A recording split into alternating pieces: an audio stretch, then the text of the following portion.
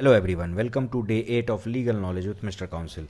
आइए आज हम कॉन्स्टिट्यूशन ऑफ क्रिमिनल कोर्ट समझते हैं क्या होता है। जैसा कि हम जानते हैं, एक स्टेट के अंदर एक हाई कोर्ट होती है, फिर उसके बाद कोर्ट ऑफ सेशन होती है।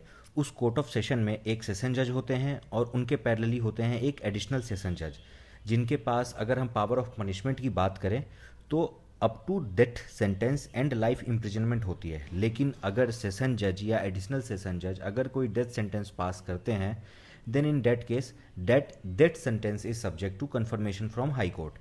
अब यहाँ पे मैं आपको एक पॉइंट ऑफ डिफरेंस बताता हूँ सीआरपीसी और बीएनएसएस के बीच में, जो हमारा ओल्ड एक्ट है और जो हमारा नया एक्ट है।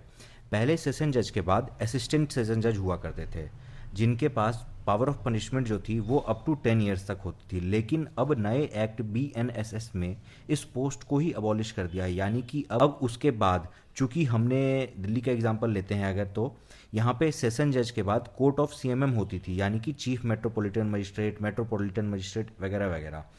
बट अब नए एक्ट में एमएम की पोस्ट को भी अबॉलिश कर दिया गया है। तो अब सेशंस के बाद अब चीफ जुडिशियल मजिस्ट्रेट होंगे, चीफ जुडिशियल मजिस्ट्रेट के बाद जुडिशियल मजिस्ट्रेट फर्स्ट क्लास और उसके बाद जुडिशियल मजिस्ट्रेट सेकंड क्लास। अब अगर हम इनके पावर्स ऑफ पनिशमेंट की बात करें तो सीजीएम के पास अप टू 7 ईयर्स तक पनिशमेंट देने की पावर है।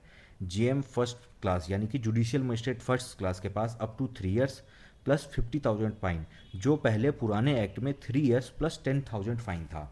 और जीएम सेकेंड क्लास की अगर बात करें तो उनके पास 1 ईयर पनिशमेंट की पावर प्लस 10,000 फाइन। अगर वहीं हम पुराने एक्ट की बात करें तो सीआरपीसी के अंदर उनके पास 1 ईयर पनिशमेंट की पावर तो थी, लेकिन प्लस 5,000 फाइन की ही थी।